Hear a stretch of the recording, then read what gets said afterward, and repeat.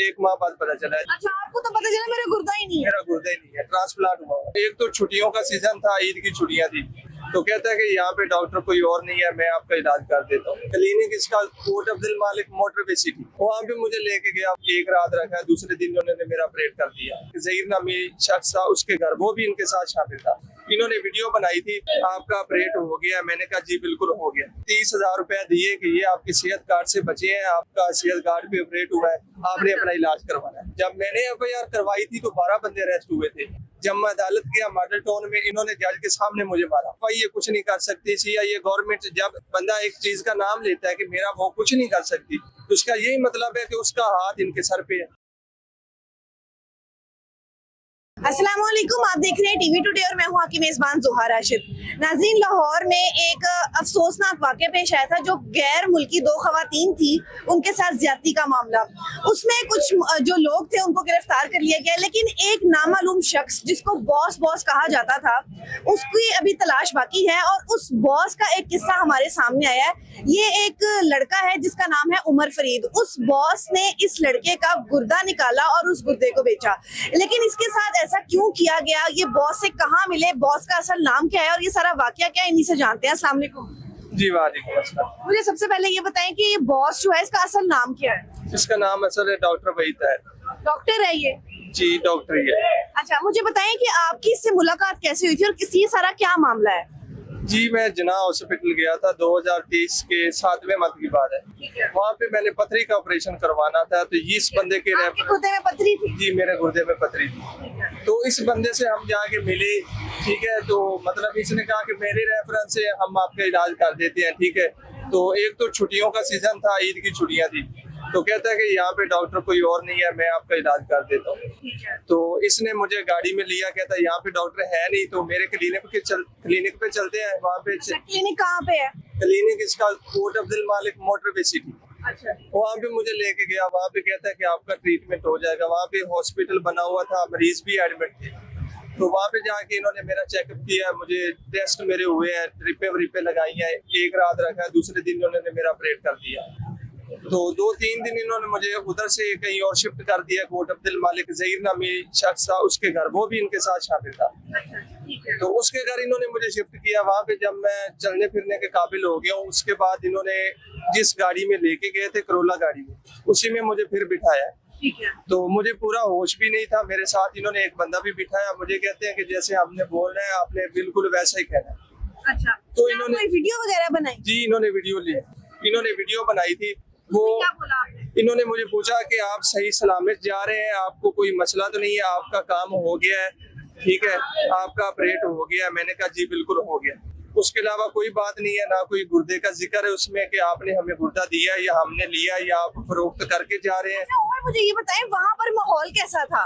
जी वहाँ पे बिल्कुल हॉस्पिटल बना हुआ था। तकरीबन 5 से 6 मरीज थे जो एडमिट थे। ठीक है। मेरे बाद उनके भी ऑपरेट हुए थे। अच्छा, इसका मतलब 6-7 लोगों के गुर्दे निकाले गए? 6-7 उनके भी ऑपरेट हुए थे। 1-2 की तो मेरे सामने हुए थे, बाकियों के होने थे मेरे पास। अच्छा, तो आप जब वहाँ पे गए उन्होंने आपसे पैसों की डिमांड की? जी मुझसे पैसों की डिमांड उन्होंने कोई भी नहीं की, लेकिन मुझे 30,000 रुपया दिए कि ये आपके सेहत कार्ड से बचे हैं, आपका सेहत कार्ड पे ऑपरेट हुआ है, आपने अपना इलाज करवाना है। अच्छा, आपने कोई तफ्तीश करने की भी कोशिश नहीं की? नहीं, मैंने तो उनका शुक्रिया अदा किया कि इन्होंने भला किया है, फी सबीलिल्लाह कर दिया है सेहत कार्ड पे। नहीं तो आजकल आपको पता है कितने खर्चे होते हैं। अच्छा, उसके बाद आप आ गए वापस। वहीद का एटीट्यूड कैसा था?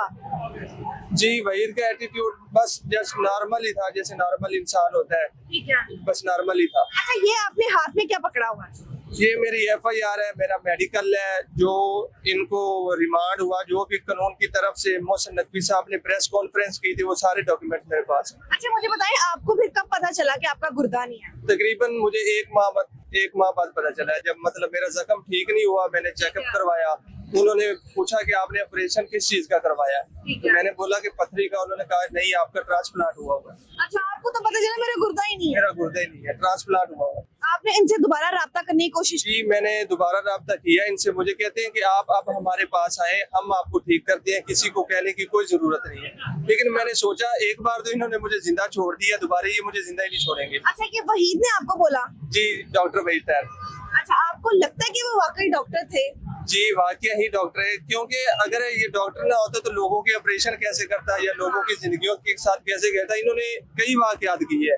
अच्छा मुझे बताएं, ये टोटल टीम कितने लोगों की थी? तकरीबन जब मैंने एफआईआर करवाई थी तो 12 बंदे अरेस्ट हुए थे, तो मेरे ख्याल से ये 12 से भी ज्यादा है। ये बहुत बड़ा ग्रोह है जी, बहुत बड़ा ग्रोह। अच्छा एफआईआर आपने करवाई, अरेस्ट हुए, उसके बाद एफआईआर मैंने कराई। पहले तो एफआईआर पुलिस नहीं लेती थी, लेकिन जब मैंने एफआईआर करवा दी तो उसके बाद बंदे नहीं पकड़े जाते थे। मैंने हर दफ्तर के सीसीपीओ के पास, आईजी साहब के पास कोई दफ्तर नहीं छोड़ा। मैंने इनके खिलाफ एप्लीकेशनें दी, उसके बाद बंदे अरेस्ट हुए, ठीक है। लेकिन जब बंदों को अरेस्ट किया गया, इनसे रिकवरियां भी की गई। तकरीबन 2 से 2.5 करोड़ इनसे जो पुलिस है उसने रिकवरी की है, ठीक है। लेकिन मुझे तो किसी तक पूछा नहीं, भाई तुम जीतते हो या मरते हो या क्या हाल है तुम्हारा, क्या नहीं है। उसके बाद जब इनको अदालत में पेश किया गया तो मैं मुद्दई था, जारी बात है मेरा अदालत जाना बनता है। जब मैं अदालत गया मॉडल टाउन में, इन्होंने जज के सामने मुझे मारा। जज के सामने इनके वकीलों ने, वही तैर भी साथ था, इन्होंने मिल के मुझे मारा, अदालत से निकाल दिया। तो आपको वहाँ पे किसी ने बचाया नहीं? जी कोई भी नहीं, मेरे पास था ही कोई नहीं, मेरा एक वकील था, ठीक है। लेकिन उसके बाद जज ने इनको आगे रेफर कर दिया कि आप सेशन कोर्ट जाएं। जब हम सेशन कोर्ट में गए, वहाँ पे पुलिस के सामने जो मेरा तफ्तीशी था ना, डीएसपी फैसल टाउन, वो उसके सामने इन्होंने सेशन कोर्ट से भी मुझे निकाल दिया धक्के मार के, कहते कि आप निकलो जाओ। कानून भी इनके साथ मिला हुआ। जी सारी बात है। फिर कानून कहते हैं कि हमें एफआईए कुछ नहीं कर सकती, सीआईए गवर्नमेंट। जब बंदा एक चीज का नाम लेता है कि मेरा वो कुछ नहीं कर सकती, तो उसका यही मतलब है कि उसका हाथ इनके सर पे है। अच्छा अब लगता है कि जैसे हमने भी सुना हुआ है कि अल्लाह की लाठी बेआवाज है, अब उसका दोबारा एक केस चला है, उसमें ये आप भी अब सामने आए हैं, तो इंशाल्लाह अब तो उम्मीद है कि कोई ऐसी चीज हो और आपकी सुनी जाए।